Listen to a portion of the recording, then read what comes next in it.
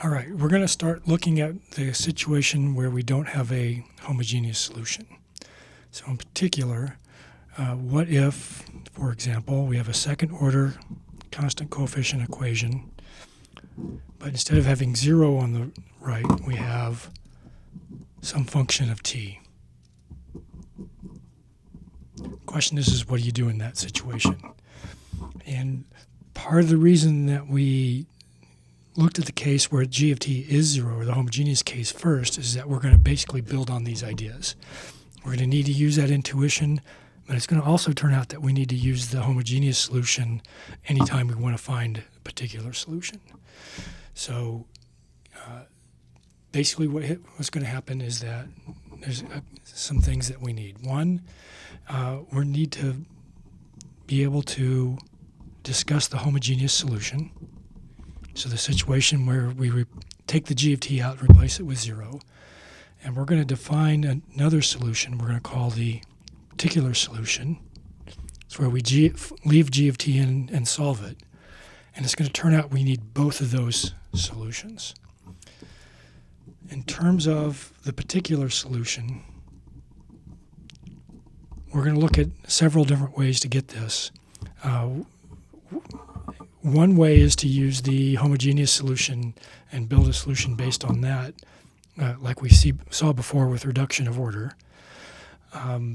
Another thing that we're going to do is called the method of undetermined coefficients. Oops. And basically this is a very fancy way of saying we're going to guess a solution. But the way we're going to guess it is put a function in the most general form possible, have unknown constants, plug it back into the equation, and then see if we can use that to determine the value of the constants. So I want to first discuss this notion that the homogeneous solution and the particular solution are going to matter. And the notation that we use for this can be a little off-putting and a little confusing at first. So need to be a little careful here. But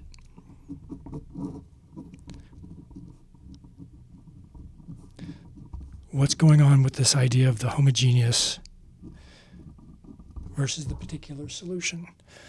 So the idea is this: if we're given a differential equation and it's linear, and that's going to be the key thing. Everything we're going to discuss here is going to work if it's linear. If it's not linear, this all breaks down. But there's going to be three parts. First part is you determine the homogeneous solution. And as I said before, you basically take your equation, remove all the discussions or all the functions of time out of it. So you basically just have everything equals 0. Then you're going to put that function back in.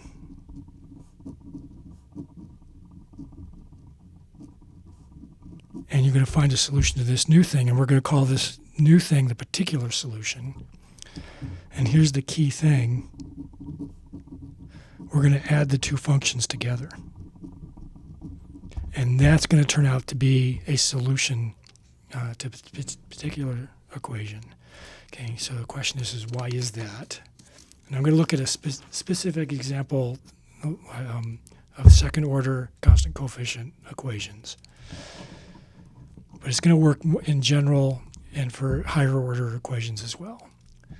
Suppose we have our constant coefficient second order equation.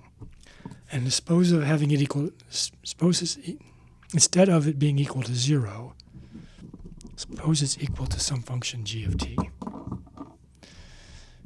So what I'm going to do is I'm going to remove that and replace it with 0. All right, so suppose we can solve that. And this new function we're going to call xh for x homogeneous. So the difference here is that I threw the g of t out and replaced it with a 0. We say x of h is the homogeneous solution because it solves the homogeneous equation. Now I'm going to put that g of t back in, and I'm going to find a solution. We'll call it xp. Oops, and not 0 anymore, but this is now g of t. And we say x of p is the particular solution. So this satisfies the original when there's not a 0 there. And the claim is, if I add those two together, this is a solution to the original equation. And again, this looks weird because it seems like this is the original equation. It's different in the sense that when we go through and solve this, we ignore the homogeneous solution. Okay. So the question is now, why is that a solution? And I'm going to try to illustrate this using an example rather than go through and do the general case, because the general case gets a little confusing. So let's look at an example. Suppose I have x double prime plus 4x equals t. I claim that a homogeneous solution is the form c1 cosine 2t plus c2 sine of 2t. And you should be able to show that.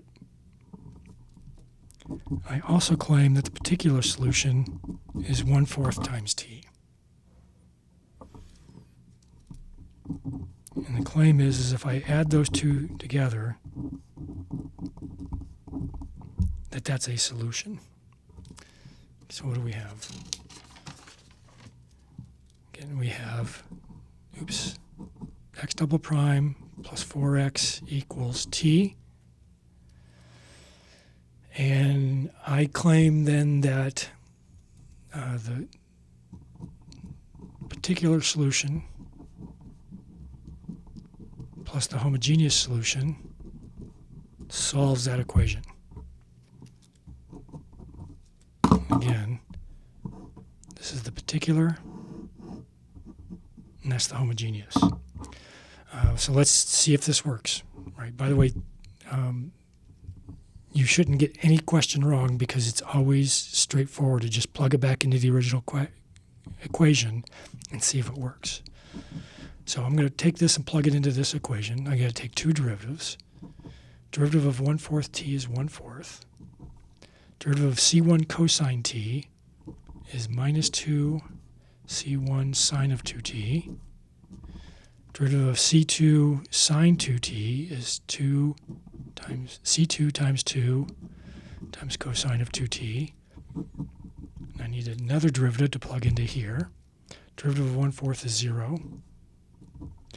Derivative of minus 2 c1 sine of 2t is going to be minus 2 times 2 c1 cosine of 2t. Derivative of cosine 2t is going to be previous coefficient times minus 2 sine of 2t. So if I take x double prime plus 4x and get 1/4, got to use x double prime. I'm going to get minus 4 c1 cosine 2t. This is going to be minus 4 c2 sine of 2t plus 4 times x. So that's going to use this expression. This is 1/4 t plus c1 cosine 2t plus c2 sine of 2t.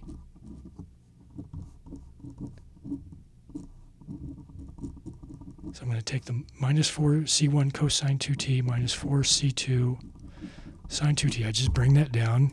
I'm going to multiply through by the 4. 4 times 1/4 t is t. It's going to be plus 4 c1 cosine 2t. And when I multiply through that 4, I'm going to get plus 4 c2 sine of 2t. And note, when I add those together, they cancel and I get 0. Same thing there, and I'm only left with the t. And that is a solution to the original equation. But notice, for my particular solution, If I just plug this in by itself, second derivative of that is 0, 4 times that is t. I get a solution. But if I forget this, I'm missing something important. Also, if you give me initial conditions, I can now go through and use that to find C1 and C2, and you do that exactly the way we've done before. Okay. Does this work in general? I'm just going to kind of go through and sketch this out. It's going to be a little sloppy, but the idea is this.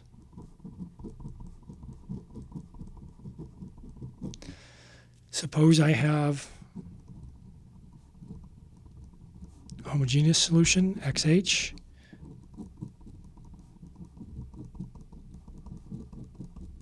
and what's special about that is that if I replace the G with a 0, I have a solution. And a particular solution, and the particular solution we'll call XP satisfies XP double prime plus XP prime plus CXP equals G of T. And again, it looks like this, but what's important is that when we go through and solve this, we ignore the homogeneous solution and just focus on the G of T. And the question is, if I add those together, do I have a solution? And the answer is yes. So our solution is going to be the sum. And notice if I take the derivative, because I'm adding, it's just going to be the derivative of the first plus the derivative of the second. And the second derivative is going to be the derivative of this, is going to be the second derivative of the first plus the second derivative of the second. So when I plug this back into my original equation, I get A times XP double prime plus XH double prime plus B times the first derivative plus C times the function. And the question is that equal to G of T? I can just multiply through by these constants, and this is where the idea that it's linear matters so much. And this is going to be plus B XP prime plus B XH prime, and then this is going to be plus CXP plus CXH. When I add these together, AXH double prime plus BXH prime plus CXH, by definition, that's the solution to the homogeneous equation. That gives me 0. Likewise, by definition, the particular solution, when I take AXP double prime plus BXP prime plus CXP, I'm going to get G.